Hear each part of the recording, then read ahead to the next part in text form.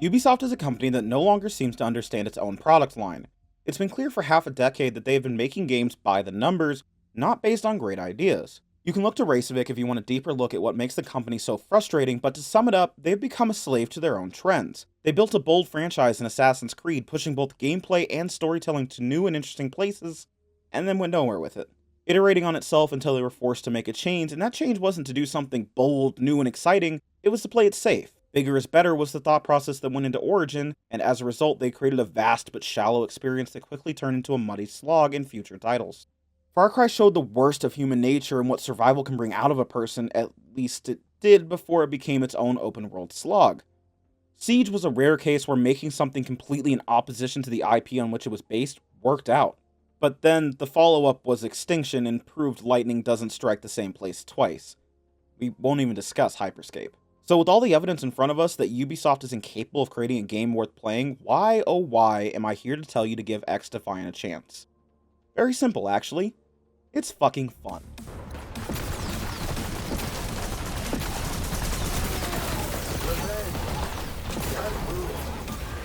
Also ready for deployment.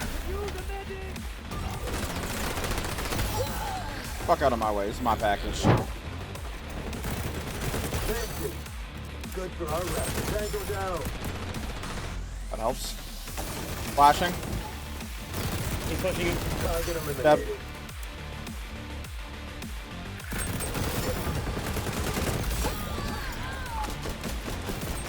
Got him back.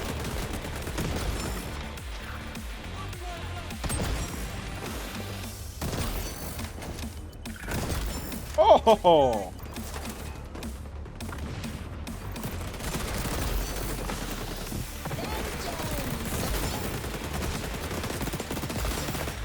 Going in. Fuck y'all. Fuck y'all. Fuck y'all!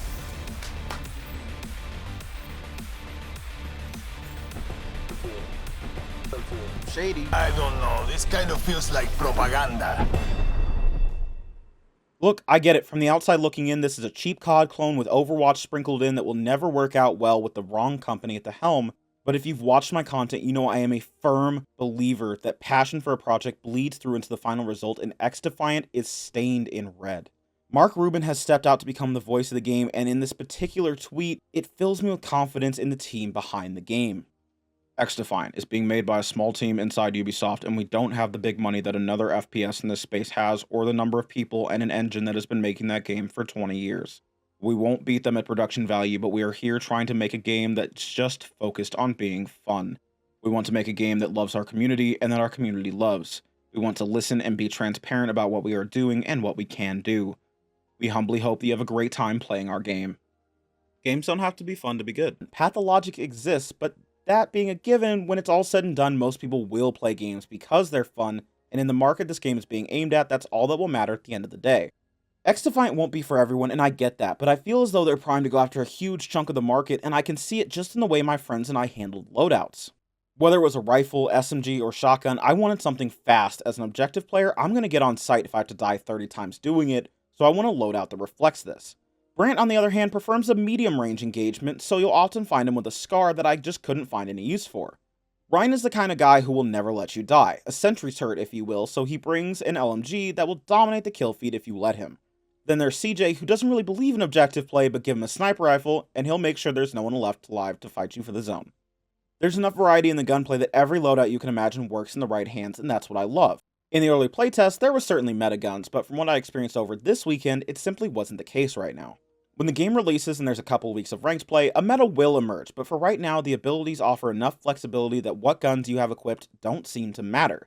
And yes, the netcode has problems right now. I definitely felt like I was dying behind walls more often than in other games, but to say there's been no progress in the field is just downright false. While Imperfect, you can pick up any gun in the game and have a good time with it, and to me, that's all that matters. The fun part is that the different character abilities are what really seem to set players apart. Guns become preference, but your ability to utilize utility is what will demonstrate skill in the game, and that's exactly how it should be. That's what's going to keep ranked exciting. Right now, we have 5 groups that all have their own place in the game, although there is one clear weak link in the cleaners who specialize in area denial through fire, but can generally be replaced with well-used grenades. Phantoms have become my go-to with shields you can either hold or deploy. They work both offensively and defensively and become great when paired with other units like the healers of Libertad. A Phantom shield can help you take the ground, and your healers can help you hold it. I even once saw a team take a zone simply by 4-man ulting on site with Libertad, and it was epic. I still don't know what I was supposed to do. Then there's Echelon from the Splinter Cell universe, who can deny enemy intel through active cloaking, which isn't great but can give you a moment to get across a room, or give your team an edge in engagements with the intel stute instead, allowing for close-range wall hacks. Speaking of hacks, last up is DeadSec, who have Spiderbot, who I don't think I have footage for because it wasn't available in this test, and the ability to hack enemy util, which won't be seen as valuable by the average player, but I can see being a must-pick in ranked games. Each group has a passive as well. Some of them are fine, like Phantom's extra 20 health, and some that are infuriating, like the Cleaner's incendiary rounds, which stick around after they have left the chat. There's some work to be done in that department, but at least it makes sense thematically, I guess. The ults feel well balanced too, with all of them essentially becoming useless if used at the wrong time or in the wrong way, but with team support or good individual timing, can shift the entire outcome of a game. The maps are solid as well, as it's clear that the majority of the time went into designing solid maps for Escort and Zone, which are likely to be the ranked modes, as all of them have various ways to be attacked and defended, and almost always come down to a valiant final battle at the end with balanced teams.